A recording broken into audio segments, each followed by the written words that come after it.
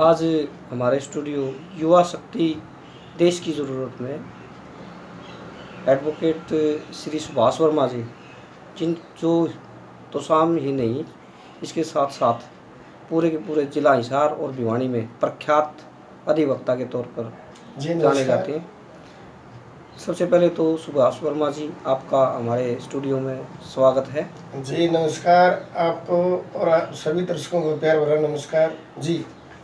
तो सुभाष वर्मा जी, हम आपसे जानना चाहेंगे कि आपने जो वकालत के साथ साथ इसके साथ साथ जो अन्य क्षेत्र हैं, जैसे फिल्मी जगत है, सामाजिक क्षेत्र है, इसके साथ साथ जो सफाई का अभियान है, उसमें आपने बहुत बड़ा योगदान दिया है। आपका एक अलग से जैसे सूर्य की तरह आपकी ख्याति है, तो उसके बारे में मैं आपसे कुछ जानना चाहूँगा। जी ऐसा है कि ये तो सब आप लोगों का भाईचारे का प्यार प्रेम है, बड़प्पन है उनका। जो भी समाज में कोई योगदान दिया जा सकता है, तो सामाजिक हो, सांस्कृतिक हो या जो भी कोई क्षेत्र उसमें दे सकते हो, देना चाहिए।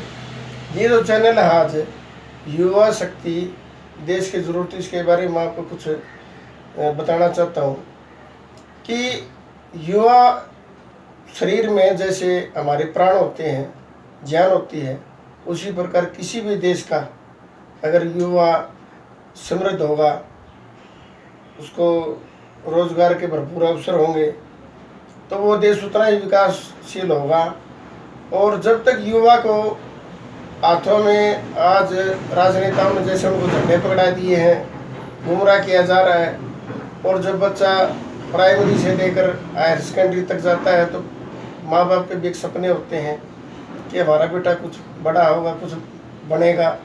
लेकिन वो सपने हायर सेकेंडरी के बाद में धीरे धीरे वो सपने टूटते चले जाते हैं, और युवाओं को हम और समाज और खासकर माँ बाप भी ये समझने लग जाता है कि ये बच्चा हमारे पे बोझ बन गया है। तो मैं आज देश की ज़रूरत के बारे में ये बताना चाह रहा हूँ कि जब तक युवाओं का विकास नहीं होगा, युवाओं को ताकत नहीं मिलेगी, रोजगार नहीं मिलेगा, देश के उत्पादन में उनका भरपूर उपयोग नहीं होगा, तब तक इस देश में बेईमानी है विकास की बड़ी बड़ी बातें करने। आप एक चीज़ बताओ, अभी जैसे कोरोना वायरस का तो एक पूरे दुनिया में तांडव मचा हुआ है, क्या हमारे पास कोई मास्क तक का भी कोई प्रबंध है? तो मैं ये पूछना चाह रहा हूँ, क्या कब इनको सीख आएगी? जो युवा ताकत हमारे देश का कर्णधार है, जिनके कंधों पर हमारे देश का भविष्य टिका है, उनकी चिंता कौन करेगा? उनको देश के विकासशील उत्पादन के क्षेत्र में कौन लगाएगा? हमारे युवाओं में खासकर सुई से लेकर हवाई जहाज तक कोई भी टेक्नोलॉजी हो, उनको एक बार बता दो, दिखा दो। मैं दावे के साथ आपको ये कहता हूँ कि हिंदुस्तान के युवाओं का दिमाग काबिल तारीफ है, और हमारे हिंदुस्तान में नहीं पूरी दुनिया में उनकी प्रतिभा का लोहा माना जाता है। तो मैं एक चिंता का विषय जो युवाओं के ऊपर है, अब पहली बात तो बेचारे पढ़ाई का खर्च उनके ऊपर, फिर कोई नौकरी छूट जाती है तो जीवन यापन का संकट उनकी जिंदगी में आन पड़ता है। मैं ये पूछना चाहता हूँ, जो अनुदान एमएलए से लेके एमपी तक जो सरकार ने चलाई हुई है, क्या उसका 10% भी को सदुपयोग होता है? सरकार कब जागेगी? सरकार को नहीं चाहिए कि हर हल्के में, चाहे विधानसभा का हो चाहे लोकसभा का हो, जो एमएलए का फंड है, जो एमपी के जो अनुदान राशि है, क्या उनसे युवाओं के लिए ग्राम स्तर से लेके राष्ट्रीय स्तर पर कोई फैक्ट्रियों का या बड़े बड़े उद्योगों का निर्माण नहीं किया जा सकता? वर्मा जी, मैं आपसे एक बात पूछना चाहूँगा जी कि ये मजदूर और जो मालिक का रिलेशन है, उसमें बहुत पुराने समय से मालिक मजदूरों का शोषण करते आ रहे हैं, उसके बारे में आपका क्या विचार है? बिल्कुल आपने सही कहा। कमीरा वर्ग और लुटेरा वर्ग के बीच हमेशा, जब से इस देश का इतिहास है, आज तक पूरी दुनिया में यह चर्चा का विषय है कि दो ही कैटेगरी हैं। एक तो कमीरा वर्ग है जो देश को विकास में, इंफ्रास्ट्रक्चर में और उत्पादन में जो बेचारा दिन रात अपने तन मन की बाजी लगा के जो देश के साथ चलते हैं और वो चाहते हैं कि हमारा देश विकास की ऊंचाइयों को छुए, लेकिन उनका शोषण जो चंद आदमी है ना, पैसे के बलबूते पर मजबूरी का फायदा उठा के कमेरा वर्ग और लुटेरा वर्ग के बीच हमेशा से आज तक द्वंद्व चलता आ रहा है। क्योंकि जिनके पास दिमाग है, पैसा है, वो मेहनत नहीं करके खाते, और जो बेचारे मेहनत का करके खाते हैं, बड़े अफसोस की बात है कि उनके पास धन का अभाव है।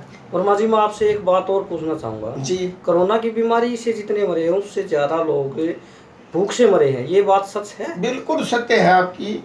ये तो जब लॉकडाउन खुलेगा, मैं इस बात से आपकी 100% है ना सहमत हूँ सर, कि जब ये लॉकडाउन खुलेगा तो सच्चाई खुद ब खुद सामने आएगी। क्या घरों में बंद कर देने से और एक ज़बरदस्ती उन पर ये थोप देना घरों में रहो, आज बेचारे जिनके पास सिर्फ 2 वक्त की रोटी तक का भी कोई साधन नहीं और वो 10-10, 20-20 आदमी घरों में कैद कर दिए, क्या सरकार ने उनकी कोई सुध वर्मा जी, मैं एक बात और पूछना चाहूँगा, क्या जो मौजूदा सरकार है वो गरीबों की विरोधी है? बिल्कुल है। आप सहमत हो? बिल्कुल है, गरीब विरोधी है। गरीब विरोधी तो मैं आपको एक बताना चाह रहा हूँ सर, कि जब से सत्ता में लोग बैठे हैं, देश हमारा आज़ाद हुआ है, हमेशा जिसने भी जो नारे दिए ना, एक पार्टी ने नारा दिया गरीबी हटाओ देश बचाओ। देश तो बचा नहीं, लेकिन गरीबी हटी नहीं, अपनी गरीबी जरूर उन्होंने दूर की। फिर इसके साथ साथ वर्मा जी एक बात और, जो स्लोगन चला था, क्या मोदी तेरे राज में कटोरा दे दिया हाथ में, क्या ये बात भी सत्य है? बिल्कुल सत्य है। आज आप ये देखो, युवा ताकत देश में रोजगार की इतनी कमी है, एक खाली ये कहने भर से कि मैंने ये कर दिया, विकास का ढिंढोरा नहीं। पहले पूर्व में जितने भी जो सत्ताधारी राजनेता हुए, देश के लिए कुछ ना कुछ किया, लेकिन गलतियां हुई तभी तो उनको हटाया गया, और अब जो वर्तमान में जो पार्टी है उनको सत्ता में लाया गया, लेकिन कुछ नहीं किया। ठीक है वर्मा जी, आपने इतना बढ़िया सुझाव दिया, और सरकार के विरोध बोलने वाला भी देशभक्त से कम नहीं है, इसके लिए आपका बहुत बहुत धन्यवाद। जी, धन्यवाद।